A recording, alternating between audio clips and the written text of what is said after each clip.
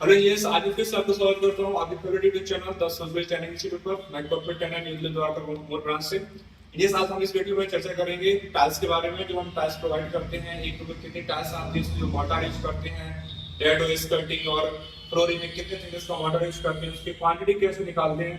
And साथ साथ इसमें ये भी बात करेंगे कि हमें जो प्लेस बाई प्लेस जो टाइल्स प्रोवाइड करनी होती है, कौन सी टाइल्स किस जगह पर बेस्ट होती है, आज हम उन सब की बात करेंगे इस वीडियो में। बने रहिए अंत तक, बिना स्किप हुए हैं। तो स्टार्ट करते हैं अपना। सबसे पहले बात बताता हूँ, इसमें जो मोटार हम यूज करते हैं सीमेंट सेट मोटार, इसमें यूज करते हैं सीमेंट सेट। इसमें जो फ्लोरिंग वर्क चलता है, फ्लोरिंग फ्लोरिंग मतलब फर्स्ट हम टाइल्स लगाते हैं, जिसमें होता क्या है कि जो हम 20 एम का थिकनेस का इसमें मोटार यूज करते हैं। और अगर हम डेडो का टाइल्स लगा रहे हैं तो उसके इसमें हम करते हैं 12 एम का मोटार यूज करते हैं। तो वो मोटार जो हम करते हैं वो सीमेंट सैंड वाटर का मिक्सचर होता है। एंड इसमें जो हम टाइल्स लगाते हैं, अब जैसे कि हमें बेडरूम में टाइल्स लगानी है, जैसे मैंने पिछले वीडियो में बताया था कि जो टाइल्स होती है वो टाइल्स होती है सेरामिक होती है, वेट्रीफाइड होती है। जो वेट्रीफाइड टाइल्स होती है वही एस्थेटिक के लिए प्रोवाइड करती है, जो कि ज्यादा शाइनिंग वाली टाइल्स होती है। एंड जो सेरामिक टाइल्स होती है वो होती है जिसमें एंटी स्किड प्रॉपर्टी होती है, साथ ही साथ जिसमें पॉलिश प्रोवाइड की जाती है, जिसमें कि वाटर ऑब्जर्वेशन करने की प्रॉपर्टी रहती है। वो सेरामिक टाइल्स होती है जो कि हम वॉशरूम जैसी एरिया में यूटिलाइज करते हैं। अब हमें बताएं इसमें कि कैसे टाइल्स को निकालना होता है। तो इसमें जो वाटर जो हम यूज करते हैं, वाटर में जब जो क्वांटिटी निकालते हैं, तो इसमें सीमेंट एंड सैंड हमने यूज किया हुआ है। जैसे कि हमारा वाटर सपोज कुछ क्वांटिटी में आ रहा है, अब उस जो क्वांटिटी में आता है वाटर वो किस तरह रहता है, वेट फॉर्म में रहता है। अब उसको हमें कन्वर्ट करना पड़ता है ड्राई फॉर्म में, क्योंकि हम जो मटेरियल परचेज करते हैं वो ड्राई फॉर्म में होते हैं। तो ड्राई फॉर्म में कन्वर्ट करते हैं तो ड्राई कोएफिशिएंट वैल्यू को मल्टीप्लाई करते हैं, जो कि होता है 1.33 मोटार के केस में।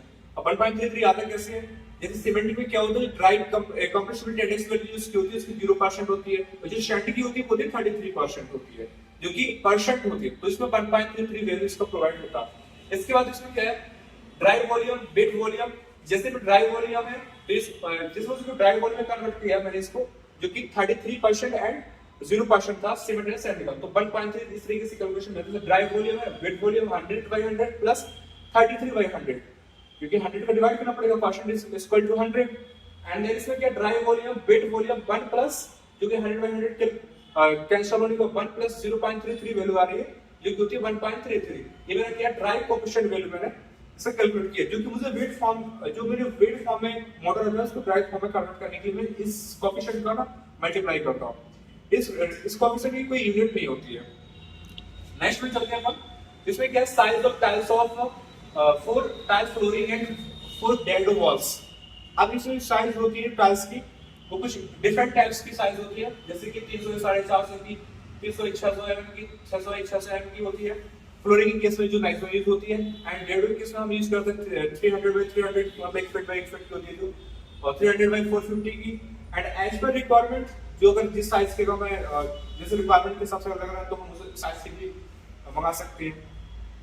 इसके बाद केस में thickness of mortar for flooring case में 20 एम का यूज होता है, जो गेट में क्वेश्चन भी पूछ जाता है कि हम फ्लोरिंग केस में कितने एम तक मोर्टार इसमें यूज करते हैं। नेक्स्ट इसमें क्या, thickness of mortar for dado wall की केस में हम कर सकते हैं 12 एम का मोर्टार इसमें यूज करते हैं।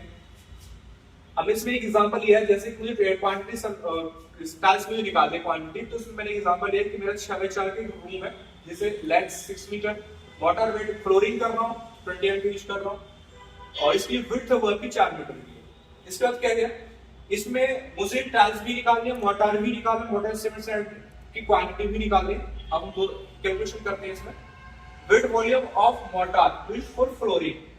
अब जो मोर्टार होगा, फ्लोरिंग जो हम करते हैं इसका मोटर मेजरमेंट होता है मीटर स्क्वायर, जो कि हम 6/4 का मेरा 6/4 का मेरा रूम का साइज था। लेकिन इसमें मोटर की थिकनेस है, मोटर का जो मोटर मेजरमेंट होता है वो मीटर स्क्वायर होता है, लेकिन हम क्वांटिटी निकालते हैं तो इसको हम मीटर क्यूब में कन्वर्ट करके निकालते हैं।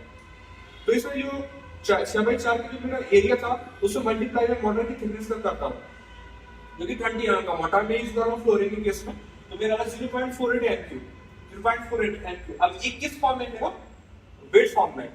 अगर वेट फॉर्म में है तो मुझे इसमें सीमेंट सैंड चाहिए, इसको ड्राई फॉर्म में कन्वर्ट करूंगा, जिसे 1.3 का मल्टीप्लाई करूंगा, जो मैं पीछे बता चुका हूं। इसमें मैंने क्या किया, 0.48 क्यूबिक मीटर और 1.33 का मल्टीप्लाई किया, क्योंकि जिस फॉर्म में आया ये ड्राई फॉर्म, मुझे ड्राई फॉर्म में चाहिए cement and sand. Dry form में 0.638। तो इसमें जो अगर मोटार में जो रेशियो लेते हैं, जो मॉडर्न रेशियो लेते हैं यूज करते हैं अपन फ्लोरीन के केस में, तो 1:3 1:4 जो कि रिच रेशियो भी ले सकते हो आप, और 1:5 1:6 भी ले सकते हो। तो इसमें मैं जो एग्जांपल सॉल्व कर रहा हूं मैं 1:3 के केस से कर रहा हूं मैं। 1:3 मतलब 1 पार्ट मेरा सीमेंट होता है और 3 पार्ट मेरा होता है वो सैंड होता है। इसका पूरा क्वांटिटी ऑफ सीमेंट, अब मुझे इसमें सीमेंट की क्वांटिटी निकालनी है, तो इन क्यूबिक मीटर 0.38 मेरे टोटल मोटार था जिसमें सीमेंट एंड सैंड मिक्सचर था। इसमें मैंने 1/4 मतलब 1 पार्ट ऑफ सीमेंट और 4 जो है इसका सम ऑफ रेशियो इसका डिवाइड किया हुआ है, और 0.159 क्यूबिक मीटर में वैल्यू आ चुकी है। 0.159 क्यूबिक मीटर वैल्यू आई हुई है सीमेंट की, आई हुई है क्यूबिक मीटर में है।